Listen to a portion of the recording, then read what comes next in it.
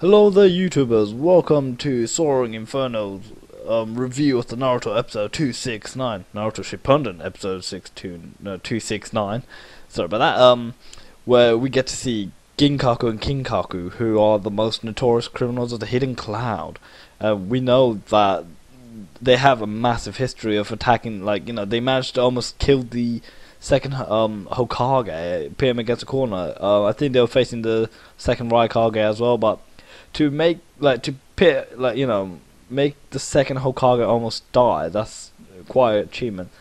But these two ninjas, they possess four amazing weapons, which the four amazing tools used to belong to the Sages of Six Paths, which not everyone can use them. You need to use a immense amount of chakra to even just wield them. Like when you use their effects, you see Darui.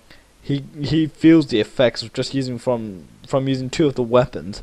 He feels like most of his chakra got drained. But I'll talk about how Ginkaku and Kinkaku managed to use these weapons.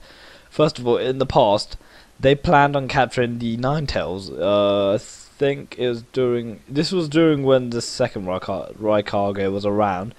With this, they attempted to capture the Ninetales, but unfortunately that failed for them, where the Ninetales consumed them.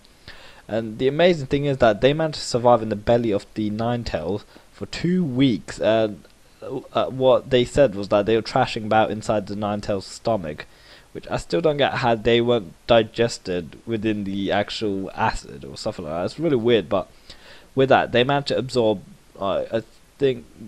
from after 2 weeks, they managed to absorb enough chakra that they could turn into the cloak form, which is insane.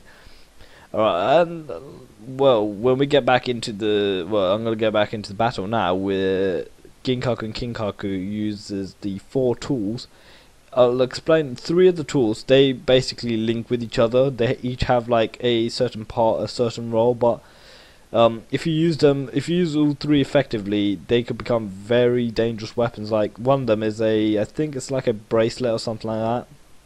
I don't know how to describe it, but it's kind of weird how to explain this. But the way it works is that whatever word you said the most in your life, that word becomes a curse. So basically, with that bracelet, whenever it touches you, it forces that word out. It's like in the spirit or chakra kind of weird thing. I don't know how to describe it. And then with the sword, I don't know what type of blade it's called or stuff like that. It allows you to curse that spirit of that word or whatever it is. You just slice into it, and then it just suddenly curses it. And then with the gorge, it looks similar to Gaara's gorge, but it's not. Obviously, it's a legendary tool.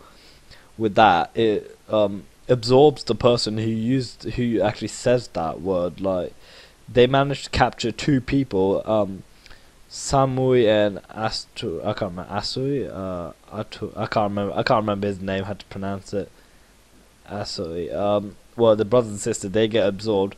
But I've got more details into that after I talk about the fourth weapon, which manages to control all five elements: earth, fire, wind, lightning, and water. And that's just insane. Like having a weapon that can use all five elements, you could just manipulate the elements into your own hands of how you want to use it. But obviously, they have side effects of consuming such a large amount of chakra that it basically can kill you, because even the Raikage says that only certain ninjas can only use these, and obviously they've bathed inside the chakra of the Ninetales.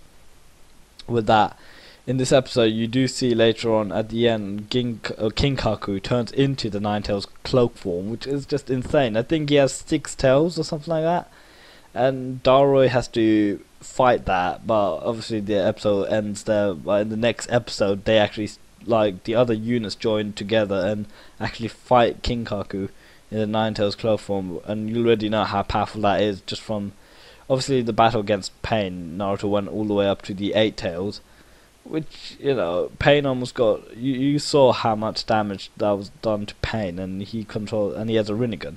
So yeah, it's just insane. With Ginkaku and Kinkaku, even the Raikage fears them because his squad has to pit up against. I'm losing my words there. They have to pit up against the Gold and Silver brothers, and they have such a past. It's just insane how much information to take in from one episode of what they were doing as they were battling. Like, you even saw Daru use his Gale style. That was quite epic, like a long-range lightning move. I can't remember. I think it's a combination of lightning.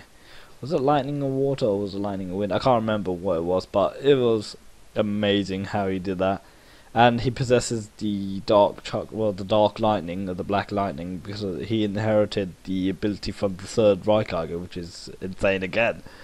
But more about what actually happened in the battle with Samurai Asura. I can't remember what's his name.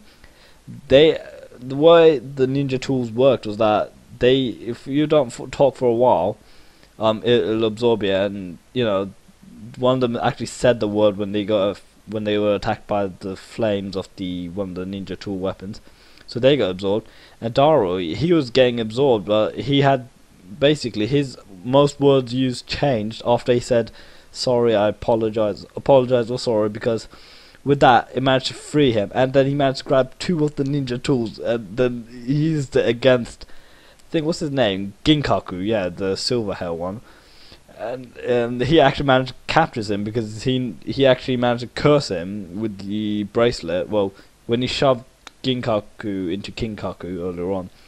It's just insane how this battle is just amazing.